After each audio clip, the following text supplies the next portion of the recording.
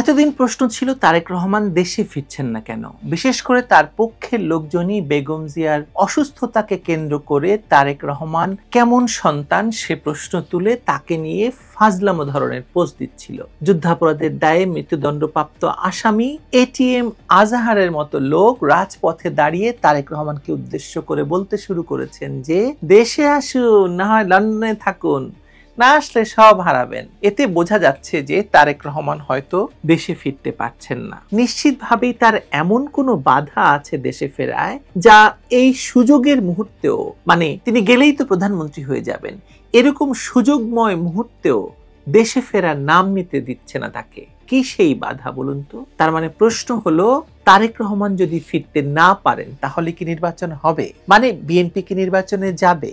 আর BNP নির্বাচনে না গেলে নির্বাচন হলেই বাকি, না হলেই বাকি। আর ধরুন বিএনপি বা কি ভাবছে, তারেক রহমানের দোহাই দিয়ে বিএনপিও কি নির্বাচন ঠেকানোর জন্য মাঠে নামবে এবার, নাকি বিএনপি তারেক রহমানের বিকল্প কাউকে ভাববে নেতৃত্বে? আসুন এইসব বিষয় নিয়েই আজকের আলোচনাটা করা যাক।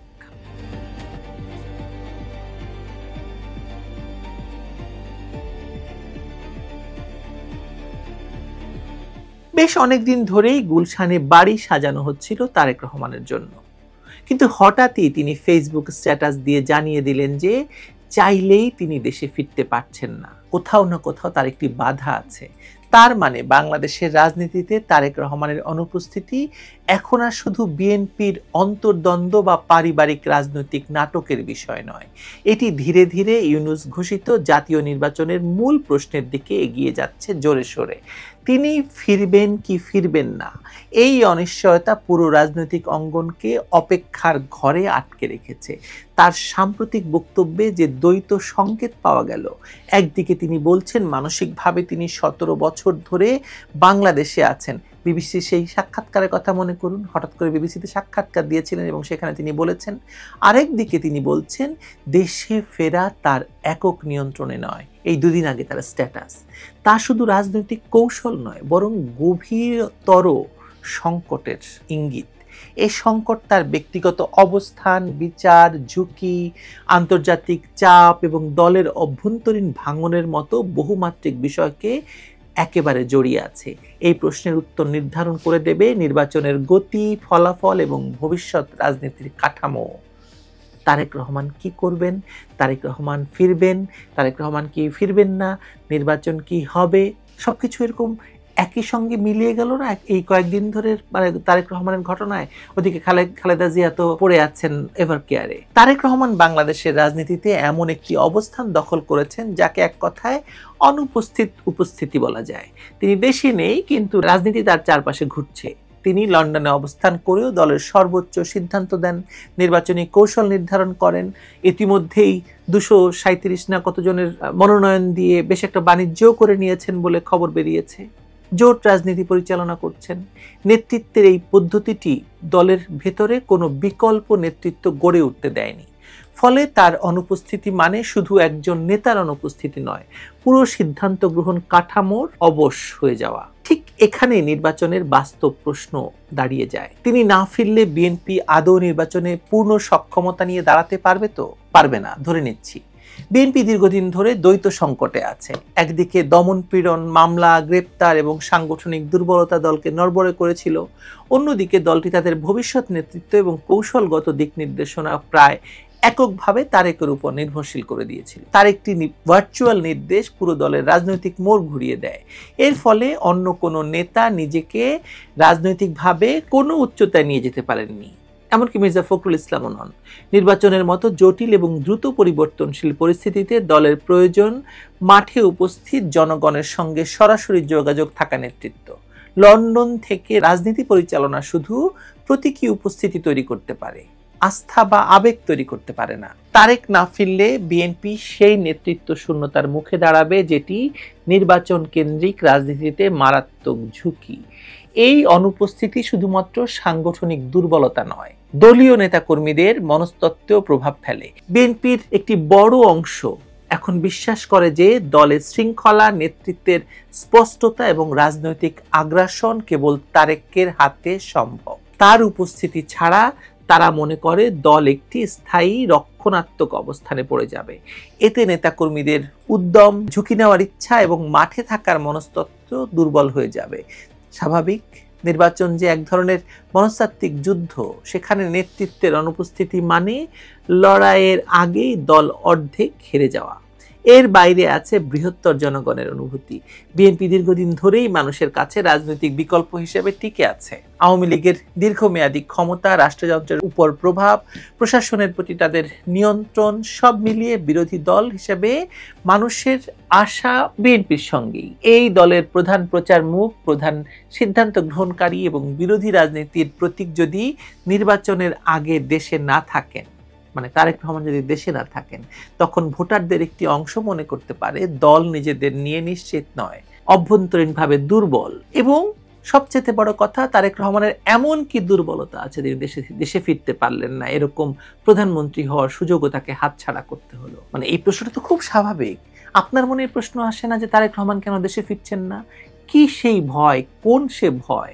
আমি এতদিন বারবার তার ভয়ের কথা বলেছি। আপনারা হয়তো অনেকে আমাকে বিশ্বাস করেন, অনেকে মন্তব্য করেছেন যে আপনি এইসব কথা কেন বলেন। আমার কথা তো প্রমাণ হচ্ছে যে তারেক রহমান দেশে যেতে পারছেন না, পারবেন না। কিন্তু যদি না যেতে পারেন তাহলে দলটির কি হবে? এর ফলে তো ভোটারদের, বিএনপির প্রতি ভোটারদের আচরণ বদলে যাবে। তারা হয় নির্বাচনে অংশ নিতে আগ্রহ হারাবে, নয়তো অন্য বিকল্প খুঁজবে, অথবা নীরব থাকবে, যাবে না ভোট কেন্দ্রে।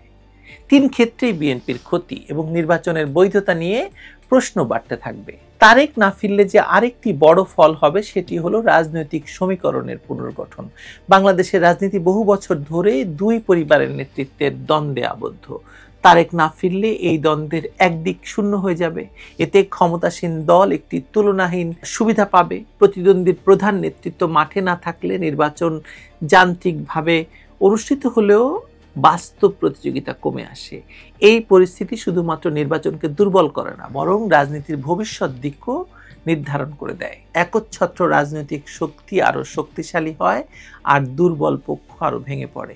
এমন পরিস্থিতিতে বিএনপি অন্য কাউকে সামনে আনতে পারে, কিন্তু অভিজ্ঞতা বলছে দলের ভেতর ক্ষমতার কেন্দ্র এতটাই দৃঢ়ভাবে তারেকের হাতে যে অন্য কেউ সে স্থান নিতে গেলে অভ্যন্তরীণ কোন্দল শুরু হবে এবং তাতে বিএনপি ক্ষতিগ্রস্ত হবে ভয়ঙ্করভাবে। যে কোনো বিকল্প নেতৃত্বকে দলের ভেতর গ্রহণযোগ্য হতে হলে তাকে অবশ্যই তারেকের আশীর্বাদ প্রমাণ করতে হবে। ফলে সত্যিকারের বিকল্প নেতৃত্ব গড়ে উঠবে কিনা সন্দেহ আছে। এটি শুধু অস্থায়ী প্রতিনিধি হতে পারে। এই প্রতিনিধিত্ব ভোটারদের কাছে আস্থার সংকট তৈরি করবে, কারণ কোনো আস্থা পাবে না ভোটাররা যদি ভোট হয়। সবচেয়ে গুরুত্বপূর্ণ হলো তারেকের অনুপস্থিতিতে বিএনপি আদর্শগত বা নীতিগত পরিবর্তনের সুযোগ পেলেও তারা তা কাজে লাগানোর মতো কাঠামো তৈরি করতে পারেনি। দলটি এখন অতীতের রাজনীতি, প্রতিহিংসা, আন্দোলন কেন্দ্রিক ভাবনা, নেতৃত্ব নির্ভরতার মধ্যেই আটকে আছে। যদি দল সত্যি নতুন রাজনীতি বা নতুন প্রতিনিধি তৈরির চেষ্টা করত, তাহলে তারেকের অনুপস্থিতি বিপর্যয় নয়, বরং নতুন শুরুর সুযোগ হতে পারত। কিন্তু বাস্তবতা হলো এইসব সম্ভাবনা তো এখনো সীমিত। বিএনপি সেই জায়গাতেই নেই। এমনকি বিএনপির ঘনিষ্ঠ সমর্থকরা আজকাল এমন সব ভিডিও করছে যে বিএনপি ক্ষমতা পেয়েও ক্ষমতা রাখতে পারলো না, ক্ষমতায় যাওয়ার সম্ভাবনা থাকলেও ক্ষমতায় যেতে পারছে না, এরকম বহু ভিডিও এখন বিএনপির সমর্থকদের পক্ষ থেকে বেরোচ্ছে। তারেক না ফিরলে নির্বাচন হবে কিনা, যদি হয় সেটা কেমন নির্বাচন হবে, এসব প্রশ্ন মুখে মুখে ফিরছে। প্রতিযোগিতা কম, ভোটার আগ্রহ কম, বিরোধী শক্তি দুর্বল, এই তিনটি বিষয় যেরকম মিললে যদি কোনো নির্বাচন হয়, কিন্তু ক্ষমতার প্রকৃত বৈধতা তাতে তৈরি হবে না। গণতন্ত্র কেবল ভোটের মাধ্যমে নয়, প্রতিযোগিতার মান, নেতৃত্বের উপস্থিতি এবং জনগণের আস্থা সব মিলিয়ে গড়ে ওঠে। তারেকের না ফেরা এই ভারসাম্যকে নষ্ট করে দেবে, তাতে কোনো সন্দেহ নেই। আর যদি তিনি শেষ মুহূর্তে ফেরার সিদ্ধান্ত নেন, সেটা নির্বাচনের গতিপথ বদলে দেবে, বলাই বাহুল্য। তিনি প্রধানমন্ত্রী হবেন, তার ফেরার প্রতীকী শক্তি, দলের মনস্তত্ত্বকে জাগিয়ে তোলা, বিএনপির মাঠে ফিরে আনা, সবকিছু নির্বাচনের নতুন সমীকরণ তৈরি করে দেবে। কিন্তু যদি তিনি না ফেরেন, যার সম্ভাবনা এখন প্রবল হয়ে উঠছে আরো বেশি, তাহলে একটি পুরো রাজনৈতিক ধারা নেতৃত্বহীন অবস্থায় নির্বাচনের মুখোমুখি হবে, যা কেবল সেই ধারার জন্য নয়, বাংলাদেশের রাজনৈতিক পরিবেশের জন্য একটি অসম সমীকরণ হয়ে যাবে। আজ এটুকুই বলি, কারণ এর বেশি কথা বলাটা আসলে এখনো পরিস্থিতি বাড়ছে, পরিস্থিতি বিল্ড হচ্ছে। উনি যাবেন কি যাবেন না? আমার মনে হয় যাবেন না। আবার মিরাকল তো ঘটে। রাজনীতিতে সাধারণত শূন্যস্থান খালি থাকে না, কেউ না কেউ তা পূরণ করে। তারেক না ফিরলে সেই শূন্যস্থান পূরণ হবে, কিন্তু কে পূরণ করবে, কিভাবে পূরণ করবে, এবং সেই পূরণ কি জনগণের কাছে গ্রহণযোগ্য হবে কিনা, মানে বিএনপি সমর্থকদের কাছেই গ্রহণযোগ্য হবে কিনা, এই প্রশ্নগুলোর উত্তরে নির্ধারণ করবে নির্বাচনের প্রকৃতি এবং ফলাফল। তারেক রহমান না ফিরলে নির্বাচন হবে অবশ্যই হয়তো, কিন্তু সেই নির্বাচন দেশের জন্য কি বয়ে আনে এটা অজানা একটি প্রশ্ন। কিন্তু উত্তরটা আমার ধারণা গ্রামের চায়ের দোকানের মানুষরা আরো ভালো জানেন। আলোচনা নিশ্চয়ই আপনারা শুনে থাকবেন। ভালো থাকুন সবাই, সে পর্যন্ত দেখা হবে আবারও।